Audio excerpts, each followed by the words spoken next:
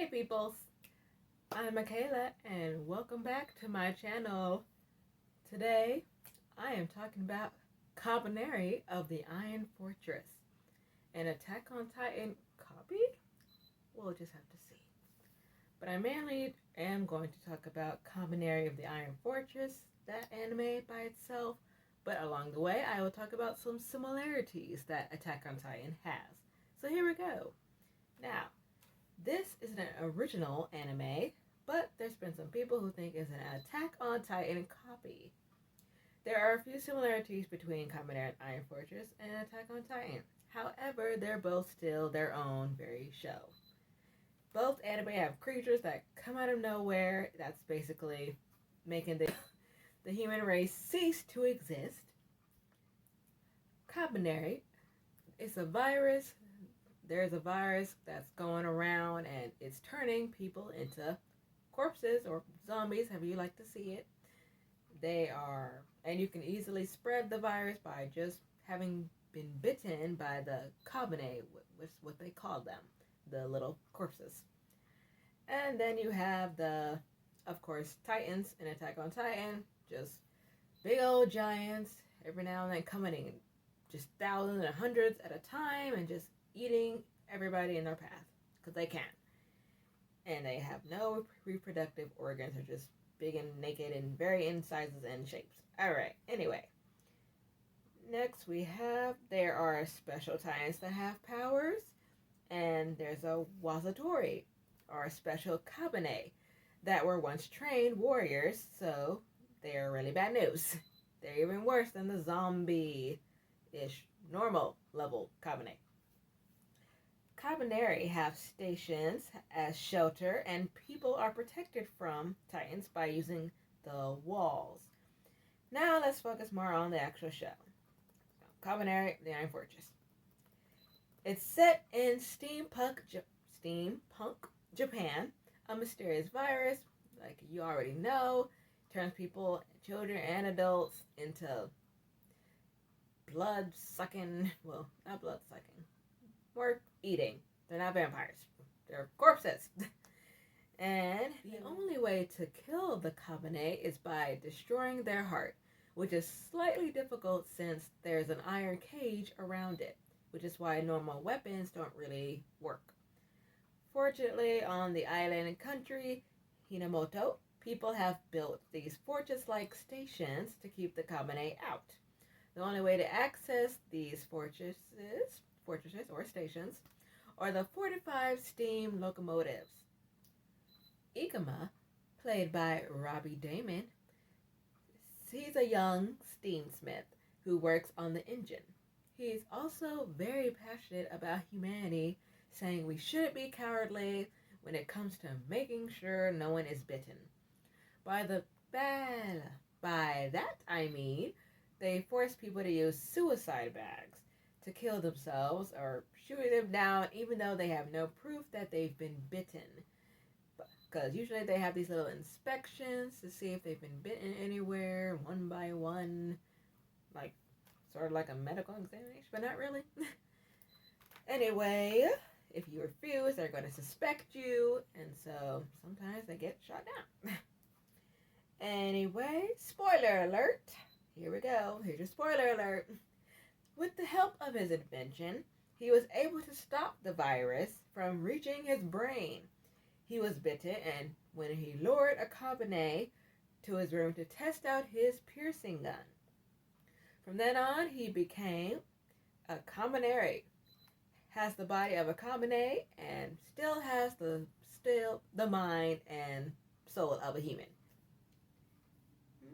So now, if he's hungry, Ikema only craves human blood that will satisfy him. Ikema is similar to Eren Yeager, the main character from AOT, Attack on Titan, make it shorter. They both want revenge ever since say that right? They both want revenge ever since their enemies that are against humanity killed their relative. Eren's mom was killed by a Titan, and Ikema's sister was killed by a Kabane. Both protagonists somehow gain powers of the same creatures that everyone's afraid of. The main difference is that Eren can go back to looking like a human and doesn't stay a Titan. Comment down below what would be worse, being a Kabaneri who craves human blood or being a naked giant for the rest of her life. Then we have Mumei, played by Janice Kawaii. Mumei in Japanese means no name or / nameless, which is fitting since she doesn't have a proper name, or that she doesn't remember. Her brother gave her the name, a girl who happens to be a Kabaneri. How that happened, I'll let you guys figure that out when you watch the series. Hopefully you'll do that because it's good. Anyway, she's also a great fighter and moves really quickly. She uses 2 shotguns at a time. And then she has blades in her shoes, I believe. There's a scene where she's like, I think it pops out of nowhere. And I don't know. I can't remember very well. Maybe I'll see if I can find a clip. And I just love her outfit. Do you see this outfit?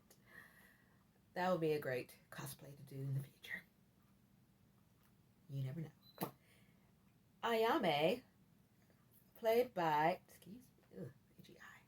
Ayame, played by Veronica Taylor. She's the eldest daughter and the heir of the Yomogawa family that governs Aragane Station. She's a user of the Master Key. Kurisu, played by Jameson Price, a young bushi, or also known as a warrior, serves the Yomogawa family as Ayame's personal bodyguard. He's very honorable, and when it comes to duty, he's great with a sword. With the help of Ikema, his reinforced katana can pierce a Kabane's heart very easily. Takemi, played by Benjamin or Ben Diskin, Ikema's best friend, and who also helped develop the piercing gun. Yukina, played by Abby Trott. She was an apprentice, but it was then upgraded to the engineer since they really needed one at the time. She has a muscular build, even though you can't really tell with her work attire on. In the first episode, you'll see a similar image in Attack on Titan somewhat. A Titan kicked down the wall in a train that was overrun by Kamine. It was going so fast that it crashed into the little shelter they had. I'll try to put that, see if you see any similarities to that. I'll see if I can find it. Anyway, overall, this is a great watch, especially for the spooky season, because it's October. Hello. Halloween. It's coming. It's only 12 episodes, so you can get through this in a day if you really wanted to. I think you will by the time you start watching. So I highly recommend it. You watch it until the end. The soundtrack is amazing. I mean, the music is by the same person who does the soundtracks in Attack on Titan, Hiroyuki Sawana. I think I said his name right, hopefully. Seasons 1 through 3 of Attack on Titan were produced by Wit Studio, as well as Kabaneri of the Iron Fortress. Plus, there's an anime film called Kabaneri of the Iron Fortress, The Battle of Unato. That's split into 3 parts, and it's on Netflix. But that is a continuation of the anime, and it takes place half a year later. So if you want to watch the movie and not get lost, you need to watch the anime first. And so I believe the anime is on Crunchyroll and Funimation as well. Not sure about that. I'll make sure to double check. But I know the movie itself is on Netflix. So make sure you check all that good stuff out. Go ahead. It's so good. Sub or dub, because I watched it in both. And it's amazing in both. They're great. Great cast. So that is all I have for you today. I hope you enjoyed this video. And of course, if you haven't already, make sure you check out Attack on Titan. I hope you're not too spoiled. I mean, there's a lot more going on and a lot to discovered throughout the series in both. So I don't think it's that big of a deal of a big spoiler in my opinion, but maybe not. I don't know. It's up to you. But I still highly recommend it that you go ahead and watch both Attack on Titan and Kabaneri of the Iron Fortress. Don't forget to follow me on Twitter, Instagram, so you know what I'm doing. Stay updated. Like, comment, and subscribe. And hit the notification bell so you don't miss any of my videos. I'm Michaela. I'll see you later.